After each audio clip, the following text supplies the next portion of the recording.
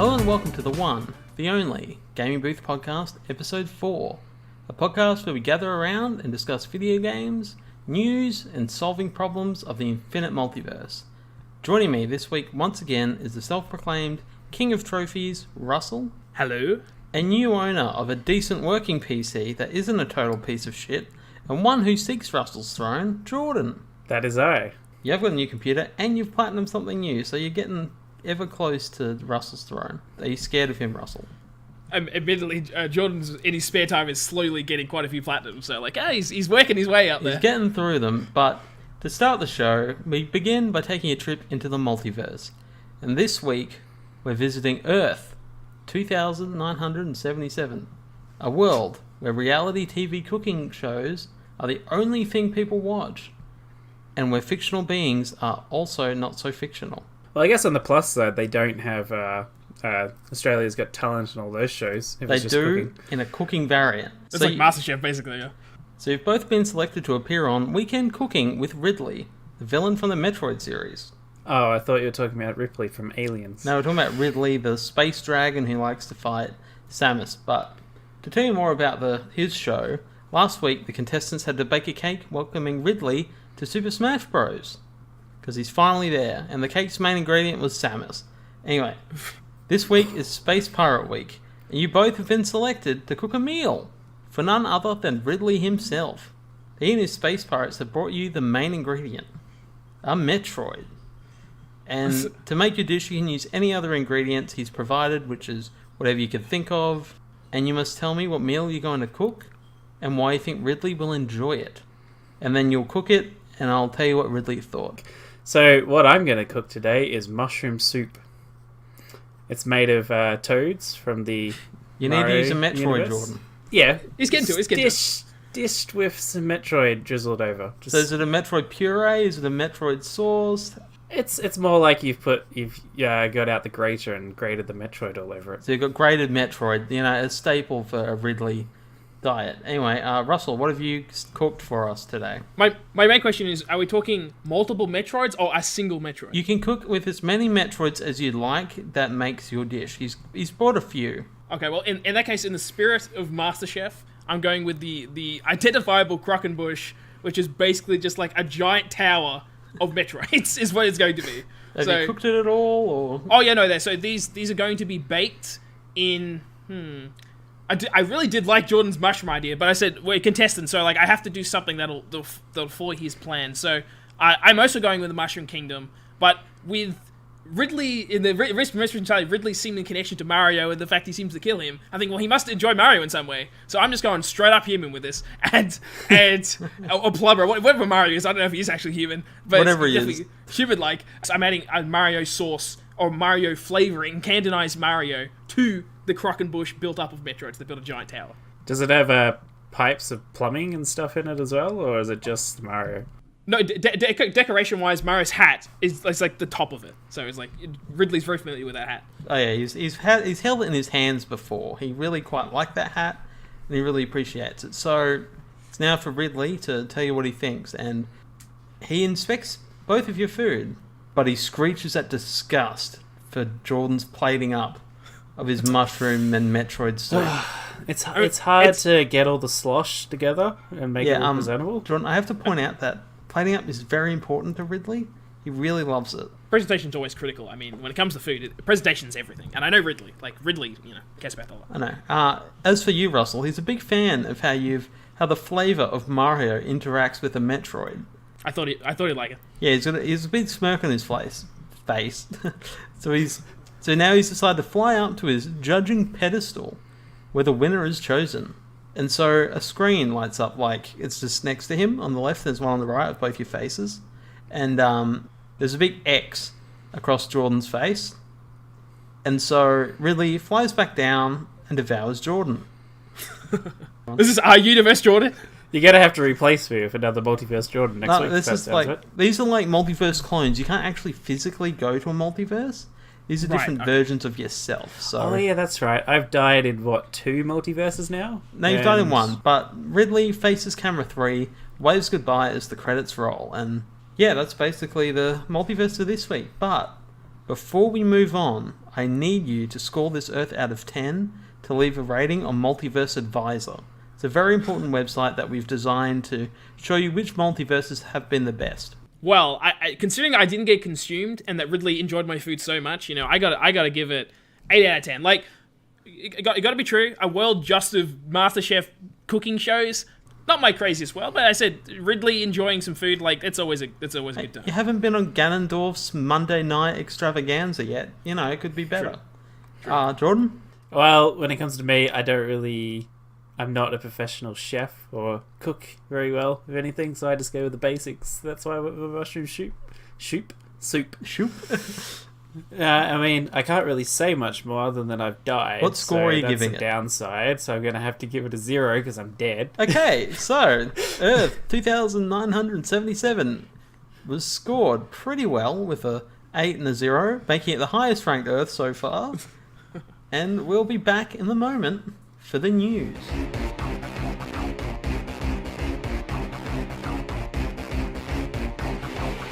Alright, so the news this week, there's not a lot of juicy goodness, but there's enough here to talk about. And this past week, we've got an interesting bit of news. And to kind of start on a high note, according to the official Sonic Twitter page, the Switch version of Sonic Mania Plus is the highest rated Sonic game in 25 years on Metacritic, since Sonic CD released in the great year of 1993, a year I'm sure we're all big fans of. Oh yeah. So, Russell, do you agree with the score that it's one of the best Sonic games in the past 25 years? It's a leading question, admittedly, but yes, I do agree that the fact is, Mania is the best because it pretty much builds on what I thought the best was, and that was between Sonic CD, Sonic Knuckles, and Sonic 3. Like, those combined, is like that, they were the best Sonics that they have been. But the fact that Sonic Mania relies so heavily on that fact, it not only relies on nostalgia to pull great levels from the past, but it builds new levels that are also in themselves incredibly exciting and builds on Sonic's universe and stuff. Like, it doesn't surprise me at all that Sonic Mania is being received as well as it is, because it's the best. It is. Yeah, so when do we expect more of these games to come out? Because obviously they're not going to let Sonic Mania be the last one of this kind, seeing how well it performed in sales and ratings. Sonic Mania 2 is happening. Like, definitely will happen. 100%. But I'm just not sure of the context of what it'll be. If there's a possibility, I wonder if they'll go, let's pull the modern Sonic into the classic Sonic and do like a Sonic Generations 2 that is Sonic Mania-like. So it's like they pull the modern and I always envision like put Shadow in. Like, I wanted to see Shadow in classic version. Like, see what he'd look like. Yeah, but he's not quite as good as the Armadillo and the Raccoon. Mighty and Ray. Yeah, not the Raccoon, not the Raccoon. Flying Fox. He's a squirrel. He's a squirrel. You're telling me that squirrels can't fly? They can believe it. They can maybe hop on an acorn and then, or is that just falling with style? Yeah, I guess that's kind of falling with style. But yeah, those characters have zero nostalgia for me. I'm like, they mean nothing to me. Like, I think they're from one of the Game Gear titles or something. Like, they are returning. One's from an arcade game. They're like really obscure. That might have been what they were. Okay, so I'm like, I'd never heard of them before they announced Sonic Mania. I'm like, I don't know who these characters are. Which is, it speaks to Sonic in general. Like, there are so many goddamn characters in Sonic that I don't even know them all. In terms of the game, they're fun, But I think it's, re-release, Switch, speaking to the success of the Switch, and the fact that it was popular originally. Like, I think it all adds up to why it has gotten so high a score, even though the Encore mode, which is what they added, is not the best part of the game. Like, the original Mania mode is the best version. But yeah, they added a new color palette, and, that's enough, isn't it? And they redid the pinball thing. They added that. Yeah, it's good to see Sonic actually doing really well, and we'll just have to wait for Sonic Boom 2 Lyrics Revengeance to get a 97 on Metacritic and top it. Sonic isn't the only mammal in the news, despite us being mammals and us doing all the news, because Overwatch has a new character in the form of a tank hero whose name is Wrecking Ball. And now Wrecking Ball is going to release on the 28th, which will be before this comes out, but you might be playing him. But for what he is, he's a hamster named Hammond, which is very fitting if you're a fan of Top Gear. And he uses a mech that deploys mines and turns into a ball. I mean, obviously. And what do you guys think of him? I just want to say, I did not realize that was a Top Gear reference until you just explicitly said. I'm like, oh shit, it is. Like, that's a Top Gear reference for sure. Hamster. Yeah, but they'd have to know that, wouldn't they? Oh, it's definitely a Top Gear reference, no question. I just didn't think of it until you pointed it out. I'm like, oh yeah, for sure. Yeah, but what do you think of the character, like a hamster in a mech? in a game. To be honest, I haven't played Overwatch in forever. At first, I was sort of like, what? That doesn't really make much sense. But now when it's sort of sunk in a little bit. In what way? In terms of how the character works, or the fact there's a hamster in a ball just in the universe? There's a hamster in like the game. It's like in the game that has a giant gorilla. Yeah, I was going to say, we didn't question the talking gorilla, but we're going to question the hamster. He's a scientist. That makes sense, right? Yeah, I mean, yeah, obviously. I mean, a gorilla scientist is just the most logical step for a scientist, right? Or the planets of the apes. Planet of the Apes, there's a whole planet of them, but to quickly sell you on this character, like, there's the easiest way to do it. He can knock people back by slingshotting himself into enemies, so he becomes a wrecking ball. Or does he become the spider hamster? No, it becomes a wrecking ball. Like his name. Well, it's the thing until you visually see it, it's like almost hard to describe because it's quite literally he's a hamster ball that rolls around like a droider car. Yeah. So when he's from Star Wars, so he rolls around and he can transform it into a mech thing, shoot people down. But that in itself is cool. But then when he's rolling around, he can grapple, as like Jordan said, like a Spider-Man, and just start swinging around like a wrecking ball. And the physics of it look crazy. Where it's just like, oh, I'm rolling, and then now I'm swinging around and on the ball form. It's like, what's going on here? He's a pretty cool character, and while Overwatch gets to keep its loot boxes as part of how you get skins and all that, another game has removed them. Forza 7 is removing its own loot boxes, and I feel we're hearing this a lot lately. Like with it's Shadow of War thing. And all things, but is it Battlefront 2's controversy that has ruined loot boxes for everyone else? They basically took it to the point that it became a controversy. However, it's been going on for quite some time. GTA's been doing it worse than Battlefront, but it's been perfectly fine. Yeah, I suspect what's going on is there's the controversy is obviously the big thing where it's like people suddenly go, oh, it's marketable to actually remove these things as like a selling point. They go, we don't have them in there anymore. Like, that's Bethesda's thing, where it's like Bethesda was like, oh, we're all single-player games, there's no microtransactions over here. I also have a strong suspicion that they probably aren't doing that well in those games. Like, I feel like they've been chucked in there. Like, Shadow of War is the example where, like, I bet you there was a couple people who bought them, but for most people, like, I don't need this. Why would I buy it completely circumvents the purpose of the game to buy orcs. Like, you're supposed to be getting the orcs, that's the point.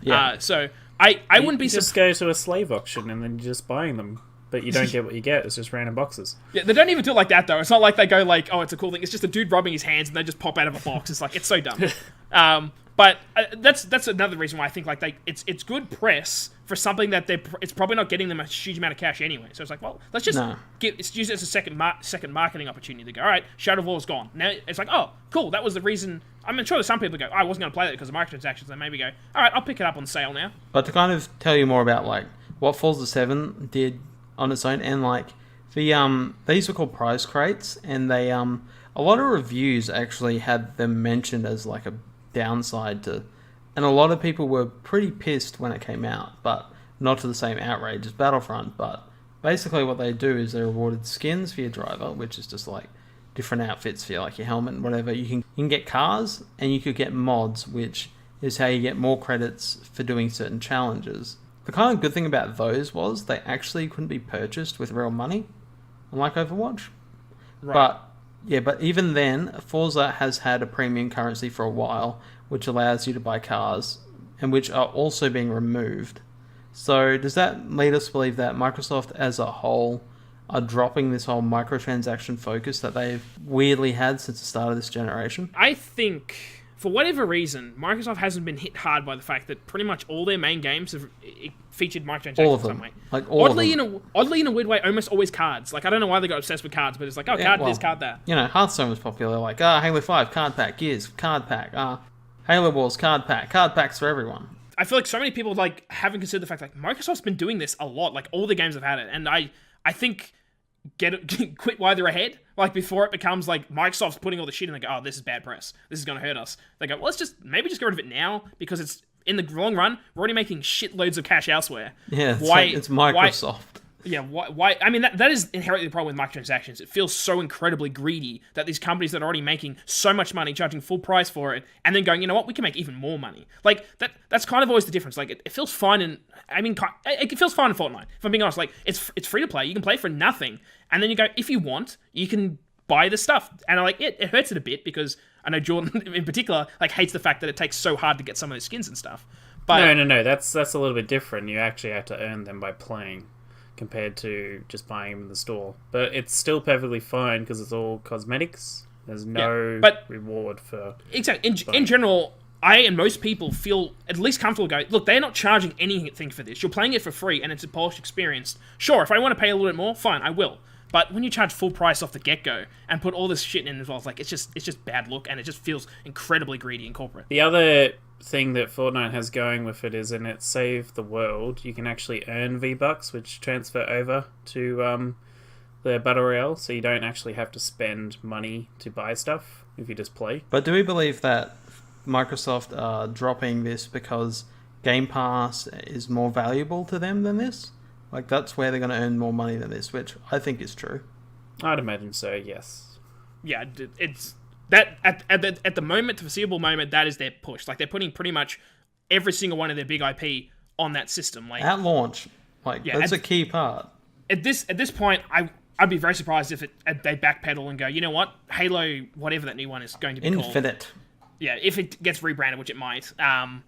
I'd be surprised if that's not going to be on the Game Pass, because I think at this point it seems like they're fully committed to it. Like, everything's sort of released on their Game Pass. The only one downside that I can see to doing that is it would reduce physical sales. Except Sea of Thieves sold really well, despite Game Pass being a thing. See, most people could be like, okay, I'm just going to make an account, get a free month of Game Pass, play this new game, and then that's it. Yeah, that's what I did. It's like you subscribe when you want something to play. Like, people are going to do that, but for the most part, you still have to, pay them. And then there's the people who forget to unsubscribe. Yeah, that's always, the advantage of subscription. It's there is always that percentage. There is some percentage that will always forget to unsubscribe. Yeah. And that's just free money. They're the advantages of subscription, as the CEO of EA would let you know. But that's basically the news for this week, and we're going to be back in a sec because we're switching on discussion mode.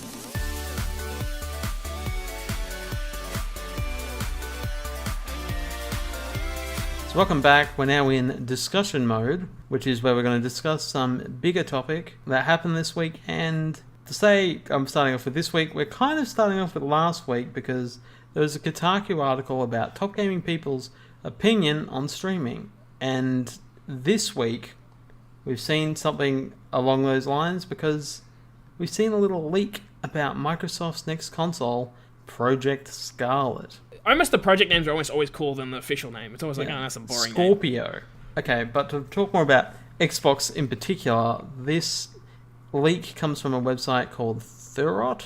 So what we know about this console is that there are two versions of it, with one being a more traditional, console we expect, like the Xbox One is currently, and then we've got the more interesting information that they are thinking of doing a cheaper streaming version called Scarlet Cloud, which is designed to work with Microsoft's upcoming game streaming platform, which doesn't quite have a name. So they're trying to do the original idea that they're doing the original Xbox One, where it was online only the whole time? Basically the same plan, just pushed later on to a point where they've learnt their lessons, and now they're going, alright, now we're going to try this again, but we're going to do it right this time. It's the thing, if this is true, to me, it's it rings true just because that sounds like what Microsoft would do. It's you go, alright, we screwed up originally because we went always online, and that was a big problem because people don't want that. But there's probably some people who did want that. I've got a good internet infrastructure. I don't want physical copies of stuff. I don't want to use the space. So by doing two SKUs, if this is true, then they go, all right, here's for the normal gamers that aren't ready to transition, and maybe they never will be. That's always a problem. Maybe there will be people who never want to move across. There is that possibility. Maybe eventually they'll be forced to. But regardless, they have that SKU because there's no way Sony's going to go all streaming. They will be physical for sure. They may have some streaming counterpart, but they won't do what Xbox is going to do, and that is have a second SKU that goes, let's try doing a streaming console. Let's just see what happens, see how many people pick it up, and the kind of infrastructure cost on our side to have a service that can stream all the games to this physical box. So to kind of answer that question, do we think Microsoft has the capacity to pull this off where the other... Sony doesn't have what Microsoft has. They don't have the server infrastructure. They don't have the money even that Microsoft has, because Microsoft could effectively buy Sony. They're that big. And they have the expertise as well to do it. Microsoft would be researching in this field constantly, all the time, because of just the other platforms it has. Like, it's for them, the Xbox is kind of just like a subsidiary of other stuff they're doing anyway. So I think it's an experimental thing that I wouldn't suppose if it facilitates across to other things they're doing as well. So to answer your question, I guess in a very brief way, it's like, yeah, Microsoft has infrastructure that Sony doesn't have. And I think Sony would struggle to do this. Sony has to do what they already did and buy Gaikai, like buy something else to facilitate that kind of functionality, because they don't really have it being built in-house. It's not their bread and butter. Like, Microsoft has that it has the technology, as it were. And it's also to add that Sony actually do use Microsoft Azure servers for things, because they've got a really good server infrastructure. It's the same like Amazon. Amazon has all its web services, and so many people use their servers because, like, yeah, why not? It's convenient. They have them set up. It's cheaper than building our own one. All right. So, Jordan, what could they do to convince you that you should own the streaming platform device, the Scarlet Cloud? Like, in a perfect world, say Australia had better internet. The only thing that would convince me at the moment, because I have a problem where I only have so much data a month, is if there was an option to turn it offline. So you didn't always have to be online. You could download and play like your regular console, or you could stay on and stream. I guess with that, they'd go like, as Don Matrix said at the reveal, it's just like, we've got another product for that, the Xbox 2. But if with Jordan saying that, I'd go, I think Netflix identified the exact same trend that some people are like Jordan, and they did it. Netflix, you can download their show, I think just the original programs, but you can do it. So, like, oh, you're going on a trip, you don't have internet infrastructure. You can download it as long as you've authenticated at some point in the month or whatever as a Netflix account. You can download their shows and watch them without streaming. So I honestly wouldn't be surprised if that is how it works. Like, it's like, you can stream all the time if you want, but if you want, you can also download all the original Xbox stuff. So all the Halo, Gears, that kind of stuff. Russell, that actually leads me on perfectly to some of how the device actually is rumored to work, because how it's supposed to work is that the console will actually do some computing locally. For like, it'll input the controller, because controller latency would be reduced if it's on connecting to that. And then you've got the graphics display, how it displays the image to you. And importantly, the collision detection of like when things hit what, which will all be done locally, because those would be the most jarring things. So how they explain it is that you've got some of it on the device, some of it on the cloud, and somewhere along the way, the servers merge them into the file you see, which is how they think they're going to do it.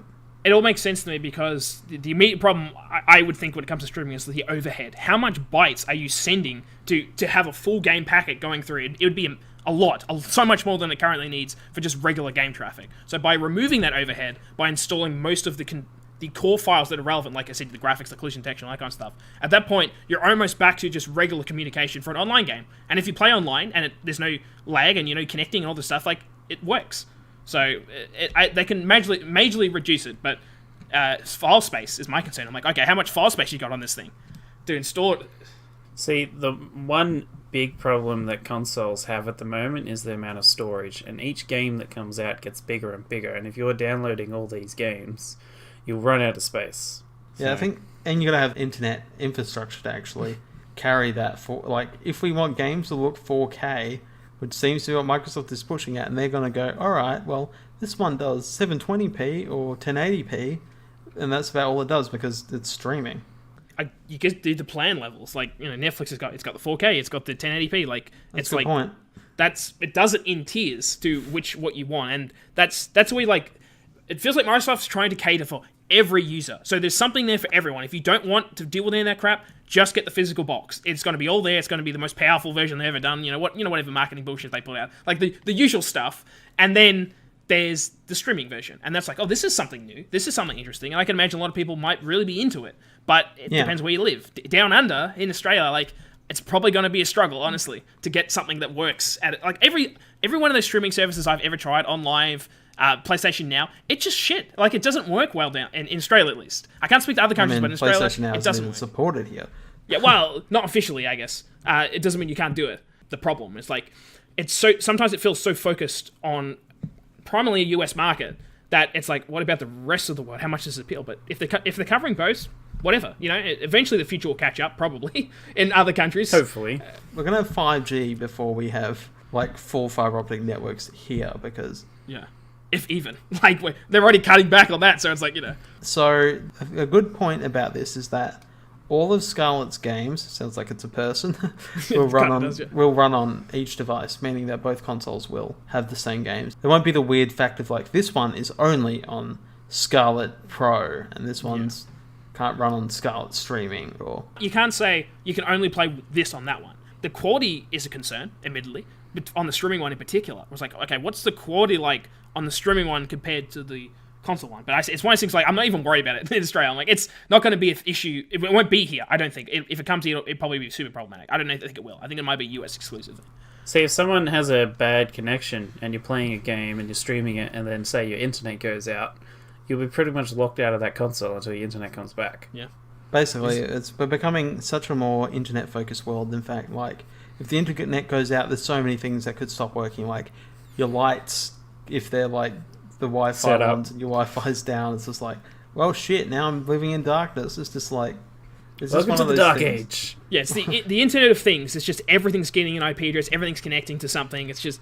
the more things that are getting controlled by the network, the scarier it becomes. Like, everything can just be controlled from an external source. Yeah, exactly. We're building Skynet. We've built Skynet. Yeah, right. We built it. Now it's just being implemented everywhere. Yeah. It's interesting to see like where the industry's going and how they're looking at this streaming focus. And the fact is, they've tried it so many times before. At times when the tech clearly wasn't there, it's just like we're still not quite there yet. But by the time this releases, I can't see us being any closer to it either. But at least we're talking for us and.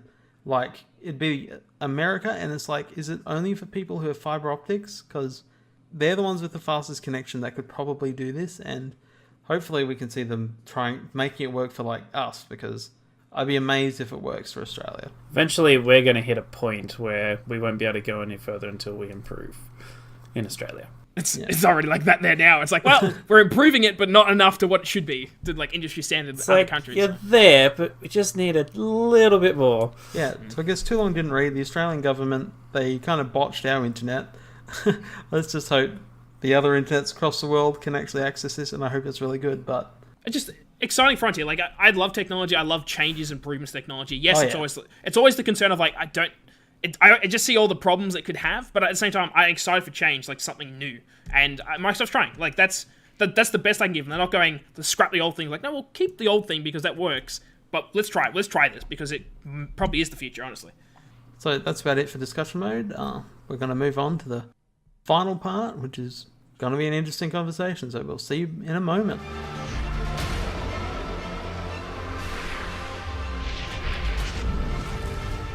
Welcome back once again. Now we're talking about a game, and we're going to do this every week where we talk about a specific thing about a certain game that we've been playing, we've played in the past, and this week I'm here to ask a question about a little game called Demon Souls, and why didn't Demon Souls do what Dark Souls did, which was create a subgenre.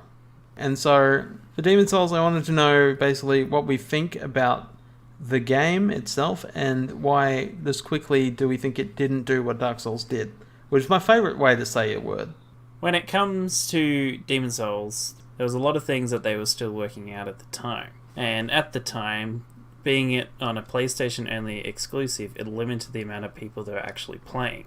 So when it came around to their second game, they had a lot more knowledge from the first on what to improve. It wasn't restricted to a certain player base. Well, like, I would say Demon Souls is kind of like the forgotten child of that series, where it's like so many people don't know what it is. Like, Demon Souls, there's something before Dark Souls, I didn't even realize it existed. And it really did set the blueprint for those games, and that blueprint became incredibly popular. And Demon Souls really has all of it. Like, it has pretty much most of the key elements that defined what these Souls games have become. And then I include Bloodborne in that, even though it's not a Souls game, but it's the same blueprint. It's the same thing. It's Soulsborne is like the genre they created since then. It's kind of interesting that Bloodborne just comes along and like, well, we have to add that to the name. It's almost like Demon Souls wasn't marketable enough to be like, oh, we could Demon Souls 2. It's like, I don't think it's marketable enough. Like, people just didn't find it at the time. And I think even Jordan alluded to it, like, the time period matters so much for that game because it was a PlayStation exclusive at a time where Sony wasn't the king. So I think that hurt it a lot. Where it's like, oh, Sony, I didn't play Sony games, I'm playing Xbox games. I think a lot of the reasons you said, it's just like, the PS3 was not in its prime. Like, in 2009, like, that was the Xbox was still winning. It was the concept of the multi-platform. Like, right now Sony's dominating that, but at the time, Xbox was like, if you want to play with your friends, you have to get the Xbox. That's where people are playing together. And so it's like, if you're going to play, like, Demon's Souls, like, it was at an odd time for a game to come out. Like, it was just not at the time for the PS3, and not quite the right time for that game to come out. And when Dark Souls launched, which was third-party available on everything, it meant everyone who might have heard about Demon's Souls might have gone, alright, well, since I didn't own a PS3 and I owned an Xbox, I can now finally play and see what they were talking about. And then, I guess it spread a lot via word of mouth as well, because even Dark Souls didn't have a whole lot of marketing, and Demon's Souls had no marketing, so... I definitely recall the reason I got Demon's Souls at all was because it was reviewed well, I think, by GameSpot. It was one of the platforms that it was a niche. It was a very niche game. Most people weren't reviewing it or covering it. And I just recall it standing out and going, this game's really good. It was like 9.5 or whatever it was. You should get it. And it's like, it's super punishing, but it's really rewarding at the same time. Like, oh, this game sounds interesting. I should get it because of that recommendation. There's other ones I recall for the exact same reason, but that was one of the ones that stood out to me was Demon's Souls because of that exact fact. Where it's like, this is something special, and people are not going to pick it up because it looks scary in the sense of like, it's a super tough game. It's difficult to get into from the start. Like, the game straight off the bat is challenging. Like, it doesn't mess around. That's what I want to talk about. It's like, your first impressions of the game, they're always difficult, and I just want to know what we thought about the various worlds, because Demon's Souls at the start is probably one of the most punishing Souls games even now. At the beginning, you're pretty much given 5 options where to go, unlike with the other newer games, it's more linear. You do have like 1 or 2 options, but this one is basically like, from the beginning, you can go anywhere, except each area is more difficult than the last. And when you have no idea where you're actually meant to be going at the beginning, first time going through, it can be quite frustrating. Yeah, there's only really one place, which is the Boletaria, like the castle level, which is probably the most accessible one in terms of like understanding it. And then you've got ones like the Tower of Latria, which is filled with these guards that if they catch you, face people that stab you and they kill you, basically. It's just like, we got there to go. Then you've got this whole Blight Town-esque area, which is gets just as bad. And then you've got the storm bit where the skeletons are like the ones with the big wheels rolling in things, the other ones, and they kill you if you run away. And you've got the underground area, which has got lots of traps and stuff to try and mess with you. It's just like, I'm overwhelmed with how much brutal shit is in front of me, and it's like, okay, well, get over it, try and beat it. And whereas like Dark Souls, for example, the intro was a lot nicer. It wasn't until the middle of that game where it's like, get good, learn what you're doing. They put things in front of you like to be challenging, but you can just avoid them. Basically, it's like, oh, you shouldn't do this yet. Do it, or take it out in a more cheesy way, which is almost like how those games work. It's like, oh, butt stab the heck out of these things because it's the most efficient way to kill things, and you just get good at that aspect. One big difference with Demon's Souls beginning, though, is it sets you up to fail right from the start. Yeah. Even if you beat the first boss, which you're not meant to, no. You die, and you continue on. You're meant to be knocked down to then start. Games at the time we were so used to in like 2009, it's just like, difficult games were a rarity. They were getting even more rare, and then this game comes out, it's like harder than anything else that year by far. Well, it directly ties into the marketing for this game, where it's like Sony didn't believe in it at all. In fact, they were directly concerned about the game. Where it's like, this game is no one's going to like it. It's going to get bad reviews, and it's just too challenging. It's just too difficult. No one's going to like it. It feels bad. All these kind of comments. Well, to say the words of Shuhei Yoshida is that this is crap. He recalled saying on a Game Informer like interview or something, and then this is an unbelievably bad game, and so much so that Sony didn't publish this outside of Japan. They gave it to Atlus because Atlus is like, yeah, we'll take that. That sounds alright. It's just the hyperbole of his statements, where it's like, at the time, it's like, that's how strong they felt. It was like, this game is just bad. Like, we shouldn't release this. This is how bad this game is. And it's just funny, like, where it started and what it became, and it was all there. Like, Demon's Souls had all that aspect, but it does have that hurdle, like the initial hurdle. Like, there's many people have fallen to the start of a Demon's Souls, Dark Souls game. It's like, you know what? Ain't for me. This game did have things that would have like caused people to go, well, I'm quitting. I don't want to do this. Yeah, I'd be interested to know what the percentage of people quitting Demon's Souls is, because with the later ones, we've got trophies and achievements that can say like, okay, 30% of people did this, meaning a whopping 70% of people have abandoned it by this point. So it's kind of makes sense that like Sony wouldn't have been impressed with it. And does the lack of the Sony publishing it over here did that even matter? Because the game became a cult hit over here and sold way better than it did in Japan. In Japan, it was like, we're gonna not really market it, and the reviewers are just kind of in general opinion of it, where it's like when people picked it up and said, this is special, this is something different, you should really play it. I think it really made a stronger connection, even though it wasn't what Dark Souls became, that's for sure. It's one of those games where a lot of people will throw it away and think, oh, it's crap, but those people that actually want to persist and overachieve what it throws at you, by the time you're finished, you feel as though you've achieved something great. And that just speaks to the FromSoftware formula. Like, every one of those games has the exact same effect, where it's like, it's a struggle, it's challenging, it's difficult, but you overcome it and you feel very good. Like, it's just euphoria when you finally achieve something. You feel as though you've just saved the world. Yeah. Well, you did. You might have said, or doomed it in darkness. It depends on the ending you pick in some of the games. But, like, Demon's Souls did everything Dark Souls did, but it was exclusive and they didn't like it. Sony wasn't supportive of it. Its PS3 wasn't as strong as it could be. And then, like, people, like, there's the cult following of, like, this game's good. And then when Dark Souls came out, people who played Demon's Souls or really wanted to play Demon's Souls play it and they're like, everyone needs to play this game because this is something special. And it's kind of sad that Demon's Souls kind of missed out on that, even because, like, it does everything right. It does, like, the invasions and everything that Dark Souls has done. It's done the boss thing, which it's got some quite good bosses, like. I found that the areas were tougher than the bosses. But, like, Dark Souls is easier, like, the world design. Yeah, and that's something where I honestly think is an improvement and something that the Dark Souls continuation made better. And I really think it's the overall world design, because Demon's Souls was so disconnected with its 5 locations. It was originally going to be 6, but they had to scrap an area because they ran out of time. Yeah, where like Dark Souls, it's interconnected, and more than anything, I think is the boss design. I think these games has so quickly became it's almost like a boss run. It's like everything you remember the most. I think some locations are important, Analondo, for example. Like you definitely know them, but it's the bosses that people really remember, and you go because of how iconic they are. And I think Dark Souls was the first one where there are so many iconic bosses in that game, as opposed to Demon's Souls, where I think Demon's Souls does have good bosses, but you remember the world more than you do the bosses. Yeah, and the challenge more. Because I think the challenge becomes harder in later games for the bosses, and that they're the selling point of the game. It's like how hard the bosses are. The enemies are just the trial or challenge to get there. When you think about Dark Souls, you're not thinking of the world. You think of the bosses you fought to beat that game. And Demon's Souls didn't really have that as much. One thing it did make harder, though, was if you died, you'd lose half your health, which would make every time going to do it afterwards just that more difficult.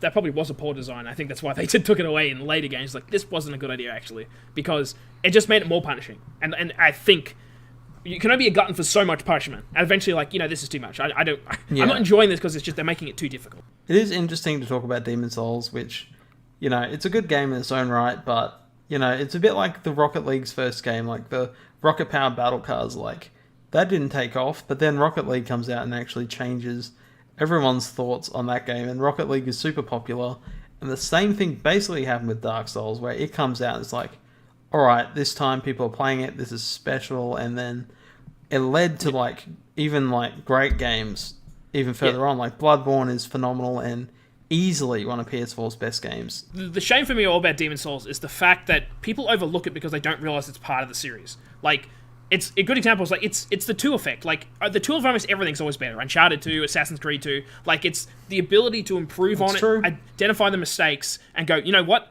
We have more time, we have the interest of the franchise, and now we know what we want to fix and add. And it's almost always the better version is the second version of the game. However, not all sequels are the better versions of themselves. Dark Souls 2. But my point with that, Mitch, is that the fact that Dark Souls 1 is really Demon's Souls 2. That's basically what that game is. And it's identifying the mistakes, improving on it, but people, because it hasn't got the same number, people don't associate with it when they really should be. It really should be Demon's Souls, Dark Souls 1, 2, 3, and then you could probably just Bloodborne's in there somewhere, I guess. I feel as though most people that play Demon's Souls nowadays are ones that have finished the other games and crave more. It's a good game, it's underrated and a bit forgotten. in my opinion, it'd be worth playing. Oh, it's definitely worth playing. Just expect a rage quit.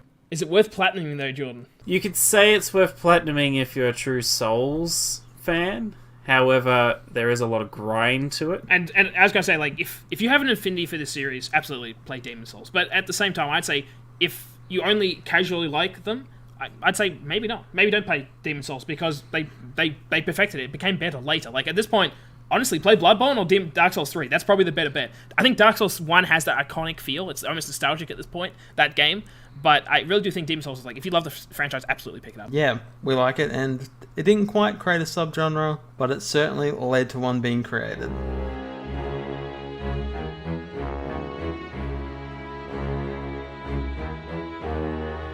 Thanks for joining us for another episode of the Gaming Booth podcast. I'd like to thank both Russell and Jordan for joining me. Thank you. If you enjoyed it, you can subscribe to the channel on YouTube or SoundCloud or any other podcasting services, and because it releases every Tuesday, and I'll see you on the next one. Goodbye.